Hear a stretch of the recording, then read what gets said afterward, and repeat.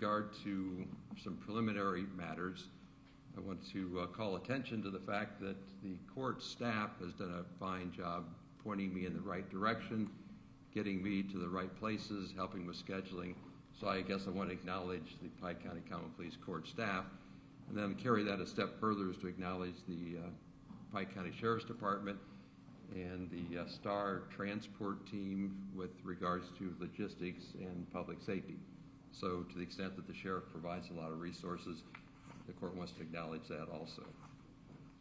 The process today will be as follows. There's some legal matters to take care of with regard to Angela's case and Jake's case. Best way to introduce them that way. So I'll take care of those preliminary matters after the sentencing involving Rita Newcomb, because that's a relatively straightforward case. But with regard to the legal matters, what I'll do then is this. First, have the state make a recommendation on all three cases, have the victim's statement on all three cases, sentence Ms. Newcomb after hearing from her lawyer and her. Then I'll switch to Angela Wagner's case, work on merger, then I'll work on Jake Wagner's case with regard to merger and sentencing. So we're going to do one state recommendation, we're going to do one victim statement that applies to all of them, and then we're going to individually sentence three people. There's a lawyer here on behalf of the victims, Ms. Gall or Golly? Yes, Your Honor. Thank you. Gall on behalf of the victims. Gall, G-A-L-L-E, but Gall. Thank you for being here. The only unresolved issue is whether or not the victim representative, who you identified as TR, would like that person's identity or their statement to be televised. They have the right to confidentiality, so I just need to know for the media how you want to do that. Your Honor, there are actually going to be four victims that would like to address the court, and per the Constitution and their advice, that they do have the right to be heard at any public proceeding involving sentencing, especially, and I can get citations for that if you'd like, but TR is actually not going to speak.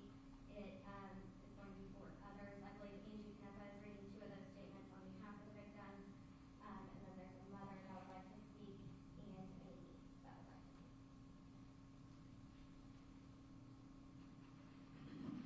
So let's have an understanding. I just wanted to know first whether they wanted to be seen or not. So can you answer that for me? They have no objection to being recorded. Okay, thank you. Thank you. Now, the second question would be, why at the 12th hour you tell me that you have other victims and you entered appearances for people you haven't entered appearances on? I'm going to give you what you want. To a point. To a point. Because the obligation to come in and represent people doesn't mean to come in and change the script. So there's 10 minutes allocated to whatever four people are going to speak. I just need to have an identity for the record. If you want to use initials and give the court reporter their names, that'd be fine.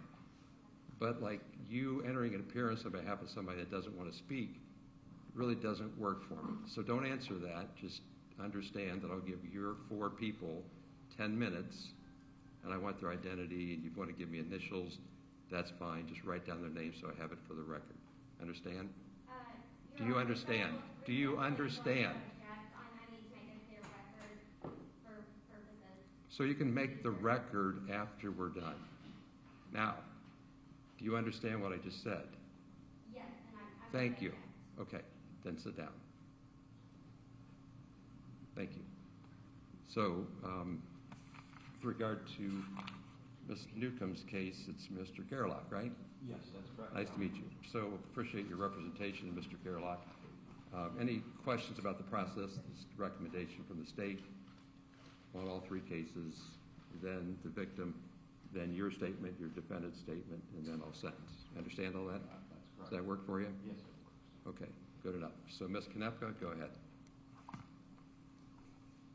I just want to clarify, Your Honor, you want me to give a recommendation for Ms. Newcomb? All three. Okay. I would like to first place on the record, Your Honor, I did not file a written sentencing memorandum as to Ms. Newcomb. However, I am making the same objection to the timing of the sentencing that I made in both Angela Jacob Wagner's case specifically, Your Honor, as this court knows, based on Gilbert Holding, the agreement at the time that these agreements were reached between the parties, there was also an agreement that the sentencing would be delayed until after the disposition or resolutions of all of the remaining co-defendants in the case. At Ms. Newcomb's time in 2019. Are you going to make a recommendation on sentencing? I am, Your Honor, but I got your objection. It's been in the record 5 times. I don't need to hear it again. It's overruled, so please make your recommendation. I understand the court is going to overrule me, but I need to make a record. So, Mr. O'Brien, be ready to stand in, because there's no public debate today. The argument I'm hearing from your co-counsel has been beaten dead. It's been beaten dead. I asked her to make a sentencing recommendation. I asked her previously not to talk over me.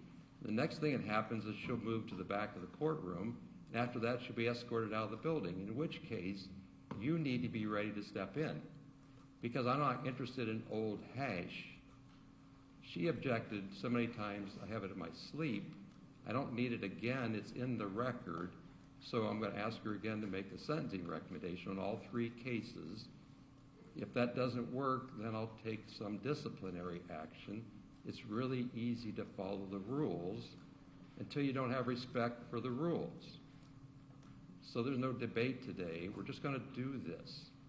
I'd like you to be ready to step in case it doesn't work for her. Understand? Yes, Your Honor. Only thing I would say for the record is that I'm not privy to the previous plea agreements on Jake and Angela and Ms. Newcomb, so I need some time to review those before I would if required. I understand. Thank you. They're all in writing. Thanks. And at least I think that Ms. Canepa should be ready to proceed. I hope so. Recommendations on Yeah. all 3 cases. That's what I asked for. Now, recommendations. Certainly, Your Honor. Regarding Ms. Newcomb, Your Honor, I'm deferring to the court on that. We did not have an agreed sentence in that case, and she has been very cooperative, and she did testify in George's case, and the case has been obviously pending for 5 years now, slightly more than 5 years now, slightly under 5 years, I guess, since her plea. And so I would defer to the court as to what Ms. Newcomb's sentence should be. As to Ms. Wagner, Angela Wagner, I'll proffer my objections after the court hearing so that I don't disturb the court any further on that. But I would simply ask the court to go along with the joint recommendation of 30 years. I know Mr. Craig has filed a sentencing memorandum in which he indicated that per a recent ruling, I believe December 9th, the court can only run 2 of the gun specifications consecutively.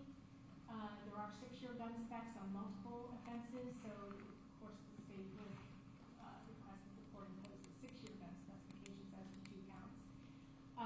And then I don't really care how else the court gets to the 30 jointly recommended sentence.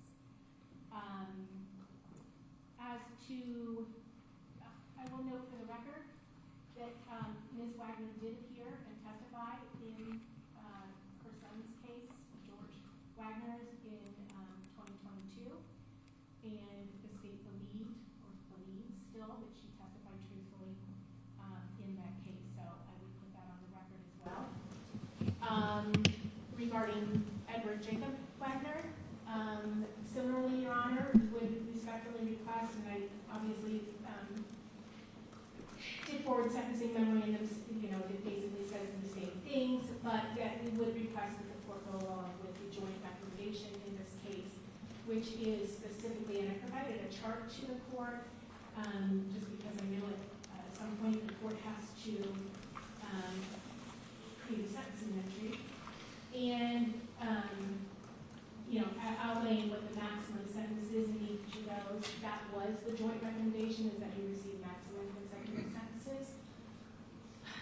I think at the time that Judge Deering took the plea, obviously he also indicated he would be going along with the joint recommendations for what that's worth.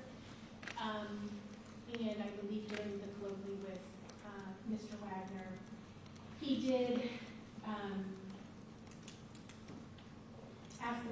understood that he would probably, not probably, that he would not live outside of prison.